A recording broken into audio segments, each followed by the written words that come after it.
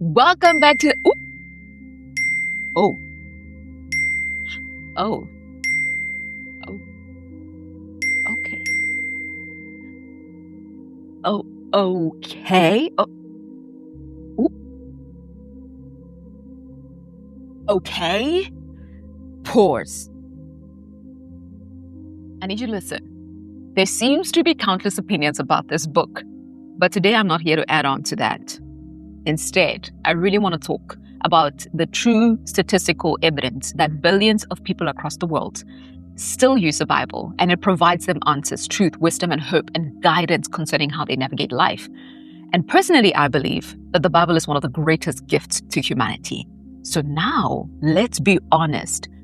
Why is it that so many people do struggle to read it, let alone interpret it correctly? It is not necessarily because, people don't love God, or people lack intelligence, or they don't have the necessary Bible study tools, or whatever, rebellion, you name it. But I believe it is simply because we don't know how to navigate a book that was written thousands of years ago in different cultures, languages, and historical context, and it's leading to a place where it is definitely misunderstood. And because of that, scripture is taken out of context, which leads to misapplying it, which leads to real issues where people are manipulated through it. There's misunderstanding. And to be honest, this type of stuff can lead to real hurt.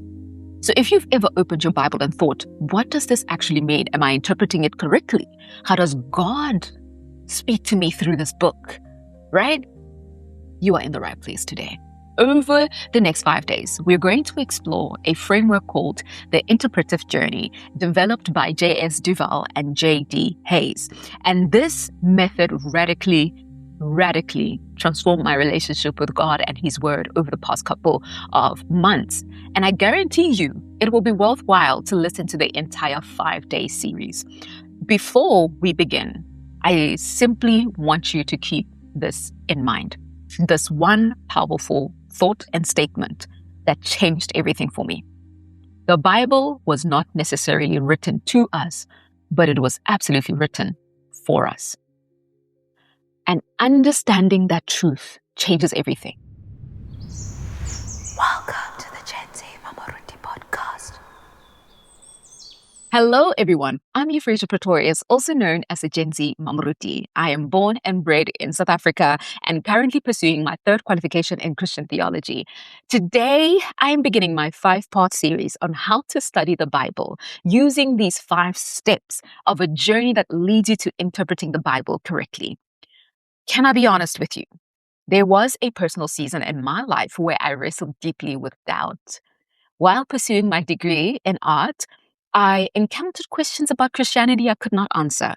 Questions about scripture, about suffering, about God's character. Questions that made me feel very weak in my faith. And I suppose I did not have answers for my peers. And it made me feel as though, is the case of my religion even real? At times, I even felt maybe this whole Christian thing is just a lie. It's just a facade. It's a hoax. Okay.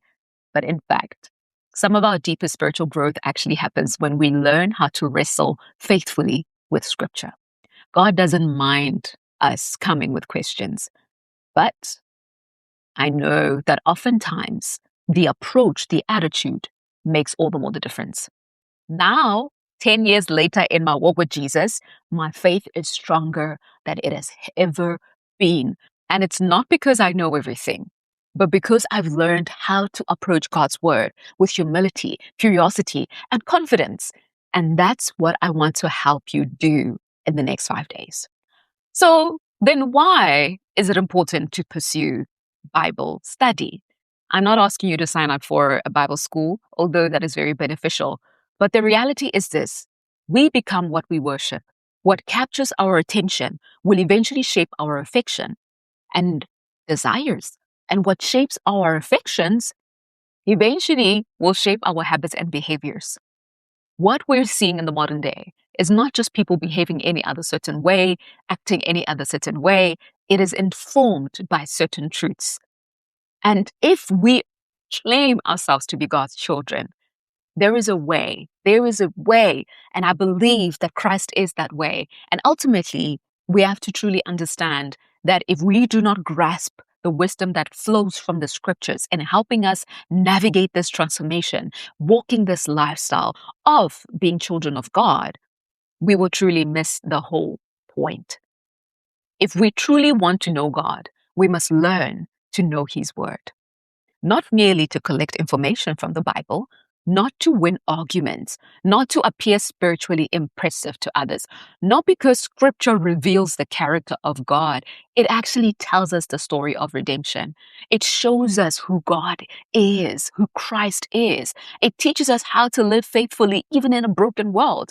As we learn and believe and apply God's word, our lives become increasingly meaningful, purposeful, and fruitful. Now, notice what I just said. I didn't say love becomes easier. I didn't say suffering disappears. In fact, suffering is a major theme throughout the biblical story. We see this happen.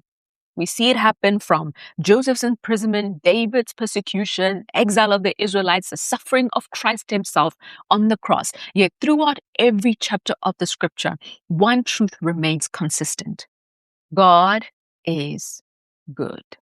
And learning how to interpret the Bible properly helps us so that that truth can become even more clear. Let's get into the first step, right? Today we're going to be exploring the first step of the journey of interpreting the Bible more accurately.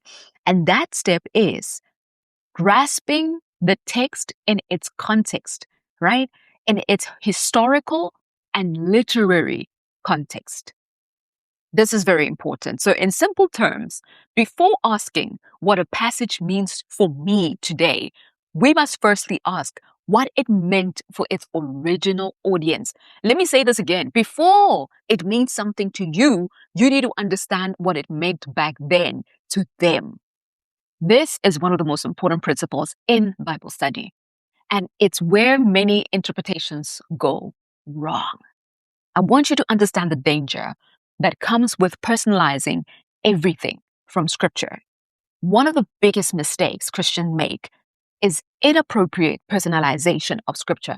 This happens when we read, we read ourselves directly into every verse. We assume every promise was made specifically to me. Every command was addressed directly to me. Every prophetic word was intended primarily for my personal situation. But that's not how the Bible should be interpreted. Okay? So, for example, when Paul writes a letter to the church in Corinth, he's addressing real people who are facing real issues in a real city. This context matters. Historical setting matters. Audience matters. Culture matters. Right? Because when we remove scripture from its original context, we risk making it say things that God never intended for it to say. And that is dangerous. It is really dangerous. Okay, moving right along. So, when context is ignored, we can claim promises that were never ours to claim. We can create theology that scripture never teaches. We can become disappointed when expectations are not met. We can confuse our desires with God's intentions. We ultimately can end up shaping the Bible around ourselves rather than the Bible shaping us. Sadly, this can even produce a consumerist Christianity, a faith centered around what God can do for me rather than who God is, a faith that focuses on personal preference rather than biblical truth. For example, I've heard people say, I don't want to go to church because Jesus said, where two or more gather in my name, there I am with them. This is an example of personalization that harms the overall context of the Bible in order to fit someone's preference. We then shape our human religion that seeks comfort more than transformation. And that's not discipleship. That is not what is seen in scripture. So the Bible is still written for us. Now, at this point, you might be wondering, so if the Bible wasn't written then directly to me, then does it still apply to me? Absolutely, it does. And this is where we balance the essential journey that can lead us to interpreting it well so that you can actually reap the benefits of it.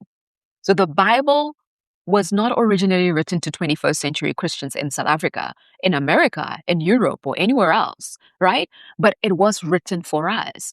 Its message remains relevant. The truth remains authoritative. Its power remains very, very transformative. I'm a product of that myself. So the Bible is not merely a collection of ancient stories.